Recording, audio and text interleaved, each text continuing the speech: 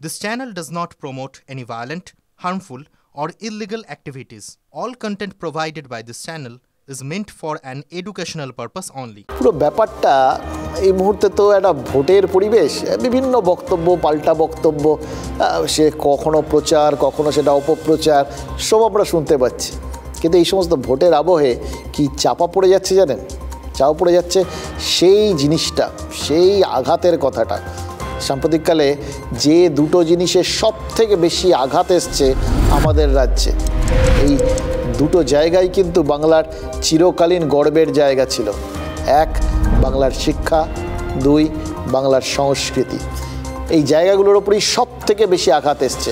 একদিকে দুর্নীতির আঘাত, আর একদিকে তারপর আমাদের মানবিক, মানসিক যা যা সংস্কৃতিকে অপসংস্কৃতি বানিয়ে দেওয়ার জন্য যা যা আঘাত, সব কিছু, কুকথা, হিংসা, এরকম রক্তক্ষয়ী নির্বাচন, সব।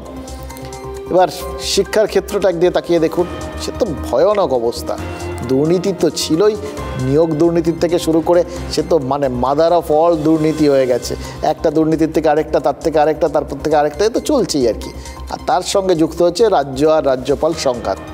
জোড়া ফলায় বিদ্ধ আমাদের শিক্ষা ব্যবস্থাটা, জানেন তো? শিক্ষা মানে কি? প্রপার শিক্ষা না থাকলে কি হয় তার তো প্রমাণ আমরা প্রতি মুহূর্তে, প্রতি পদে পাচ্ছি। এই যে যা যা তার শিক্ষা, তার প্রভাব তো ওই সংস্কৃতির ওপরেও পড়ে। ওই যে কুকথা, রক্তপাত, সংঘর্ষ, ইস্যুর বদলে নন ইস্যু নিয়ে লোফালোপি, সবই তো বোঝা যাচ্ছে এগুলো সব শিক্ষার অভাব। আর দেখুন, খেয়াল করে, রাজনৈতিক শিক্ষাটাও তো এক ধরনের শিক্ষা, সেটাও তো বোঝার ব্যাপার আছে। আর শিক্ষা থাকলে কি হয় জানেন? রাজনীতিতেও তার প্রভাব পড়ে। সেটা ওই ঝাড়গ্রামে বোঝা যাচ্ছে। সেখানে তিনজন প্রার্থী, তিনজনই নিজের মতো করে শিক্ষিত।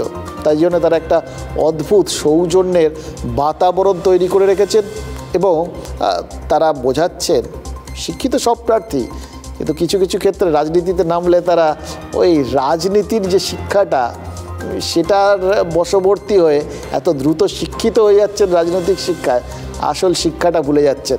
এটা কিন্তু এই তিনজন অন্তত ভোলেননি। তারা গতকাল আপনাদের দেখিয়েছিলাম যে একজন তৃণমূল নেতা, বয়োজ্যেষ্ঠ তিনি, তার বয়স বেশি, তাকে দেখতে পেয়ে বিজেপি প্রার্থী পায়ে হাত দিয়ে প্রণাম করেছেন। দেখে মনে হচ্ছিল এটাই তো স্বাভাবিক ঘটনা, এটাই তো হওয়ার কথা, এটাই আমরা দেখতে চাই। কিন্তু তা সত্ত্বেও আপনাদের দেখাতে হয়েছে, কারণ এখন এটাই ব্যতিক্রম। আর এগুলো তো যখন দেখা যায় তখন মনে হয় যে সব জায়গায় কেন হয় না। ঝাড়গ্রাম দেখিয়েছে যে হয়, অনেক জায়গাতেই হয়। অন্তত রাজনৈতিক শিক্ষাটা যদি ঠিক শিক্ষার প্রভাবে হয় তাহলে বিষয়টা অন্যরকম হয়। এই যে ঝাড়গ্রামে কুকথা নেই, ব্যক্তিগত আক্রমণ নেই, এখন পর্যন্ত আলাদা করে কোনো সংঘর্ষের গল্প শোনা যাচ্ছে না। এই যে একটা অ্যাপ্রোচ, সেটাও তো আমরা দেখাচ্ছি। আর আমরা বুঝতে পারছি যে নেতা এবং কর্মীরা চাইলে পরিস্থিতিটা কিন্তু বদলাতে পারেন। নেতারা সবাই যদি এভাবে বদলানোর জন্য উদ্যোগী হন না, তাহলে সেখানে কিন্তু এই শিক্ষাটা এখান থেকেই গ্রহণ করতে পারে। এটাই হচ্ছে আমাদের ইস্যু। এরকম কুকথা রাজনীতি সেরকম করে খুব একটা এই এরিয়াতে খুব একটা সেভাবে করা ঠিক হবে না।